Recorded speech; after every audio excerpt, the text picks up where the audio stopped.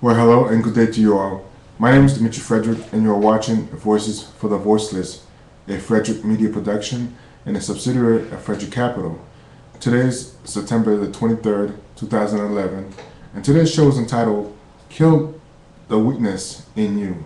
Again, Kill the Weakness in You. Today's show is going to be done a little differently. I'm not going to be reading from a script. Have a few notes for myself, and the reason I'm doing that because I want you to hear it from me, without scripted or just trying to be perfect. Because I want you to really understand the point and the seriousness of this topic of killing the weakness in you. For the past 2 months or so, I've been sharing this philosophy. It's a new philosophy I just came up with, and the reason I came up with it because I looked around as I dealt business with business people and also looking at salespeople and some of the things that they do that's hurting them from having success. And so I came up with the idea, the philosophy of saying, you need to kill the weakness in you, and there's a reason behind that. I'm going to go through that with the show. Kill the philosophy behind killing the weakness in you is to make you understand that you have to start killing the things that's preventing you from having success. You have to stop listening to the naysayers or the whispers in your ear or someone in the side of your head telling you or ideas of things from the past that has prevented you, or maybe even generational curse you could call it, that has prevented you or your family from having success. So all these things combine together, forces us to believe that we cannot be successful. And so sometimes, we use our weaker self to try to be successful, to go out there, talk to somebody, to go out there, do 2 exposures a day or what have you. But it's also that same weakness that's also preventing us because, am I going to buy your story or are you going to buy mine? And so if you're a weak person, understand that there's no way that someone's going to believe what you're saying if they don't see the passion in you. They don't see the desire in you for success that you want to say, hey, I know my product, I know my information very well, and therefore, this is why you need to get my product. This is why you need to use my services.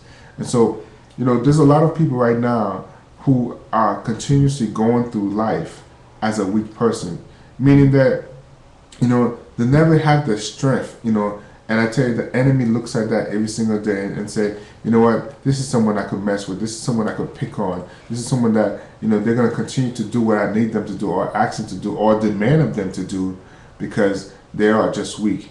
And sometimes you could sense the weakness in people, and others who are stronger will actually take advantage of that to dominate. And that's even true with relationships.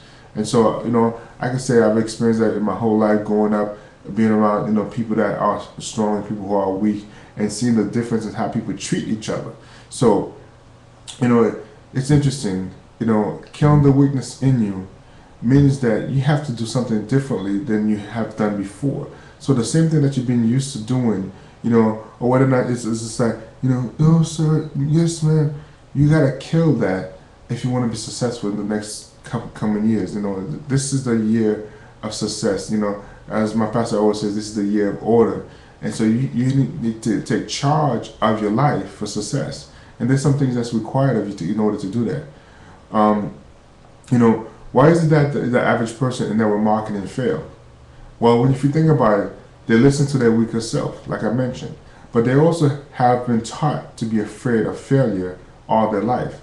So therefore, they're not willing to take chances. And part of killing the weakness in you requires you to be bold about what you want to accomplish in life.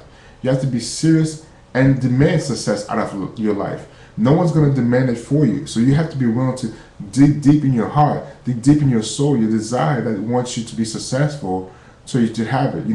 Every successful person, I guarantee you, have a strong side to them. Not saying that you cannot be weak, or that it's a sign of cowardness, but there's a soft side to anything that you need to do. But there's no understanding that for true success, abundant success, you have to kill that weakness that's preventing you all these years, all these times from accomplishing your goals. And that's what we're talking about here today.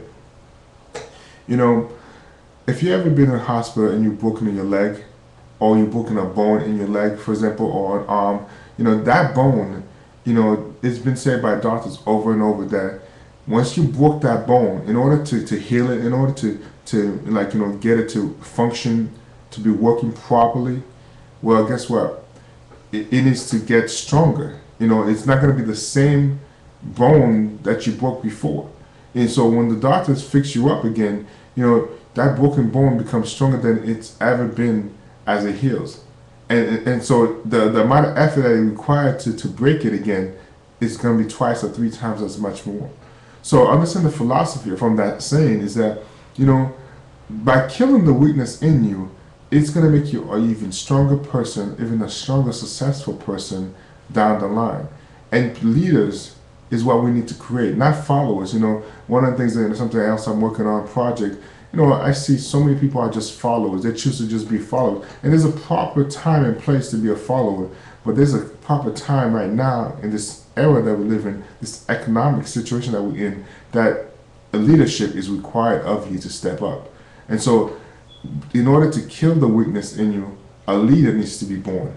And that's what that breaking of the bone does to you. It makes you whole, it makes you stronger, it makes you a fighter than you've ever been before. And that's what it means to take charge of your life, to be that strong person that your family needs you to be. If you're not going to do it for anything else, do it for your children. Do it for the legacy that's what's to come about. Because if you don't do it, guess what? Someone else won't do it. It'll take another generation for it to accomplish. So you are willing to sacrifice, make the necessary things that you need to do for your family in order to be stronger, in order to continue on progressing. Because thinking that being the same person, the same weak person that you've been, whether it's 5 years, 10 years, or trying to get into network marketing, or trying to get into business for the first time, there's a new person that's required, and that weak person needs to die. And so I'm asking you today to actually make a decision to kill the weakness in you so that your family could be stronger, so your family can have a legacy to be left behind. You need to stand and fight for something. You have to believe in something that's greater than you in order for you to be successful. Fight for what you believe in and pursue it is what I'm asking of you. In comparison to, killing the weakness in you, you have to look at the jungle, and I call it looking at the wilderness, the wilderness being the jungle or wherever your environment is, that's the war zone you're in. And so when you think about the wilderness, for example, we all know that the lion is the king of the jungle, right? Well, it is undisputed by far that the lion is the strongest thing in the wilderness. Now, understand that when the lion, is hunting for food, whom does the lion seek? What kind of prey does the lion seek? If you look at National Geographic, which I watch a lot, you always see that the lion senses and can tell the weakest animal within the flock. Whether it's the newborn baby who doesn't know anything, who's never been fed knowledge or wisdom yet, or just an animal who's been hurt or been shunned or hasn't built the strength character-wise in real life for us, example, that's who his eyes are on, the weak. So as a lion who's attacking and looking for food, what is the lion going to do? Is he going to sit there and chase after someone who's strong? Why bother? Versus he could go after a prey that is weaker than him, weaker than her. It does not really go after the strong. In any animal kingdom you look at, the strong will always survive. It's also a Darwinism philosophy. Survival of the fittest. Even after so many generations, the philosophy of Darwinism still stands today. And that's what I'm trying to apply to you to make you understand in business, in success, in network marketing, in anything you want to accomplish. The strongest person, the strongest you needs to come out for you to have success. So the animal in the jungle, any kind of animal, the lion being the biggest, baddest of them all, it goes after the weak. It will never go after the strong, unless he wants to be foolish and crazy to go after the strong.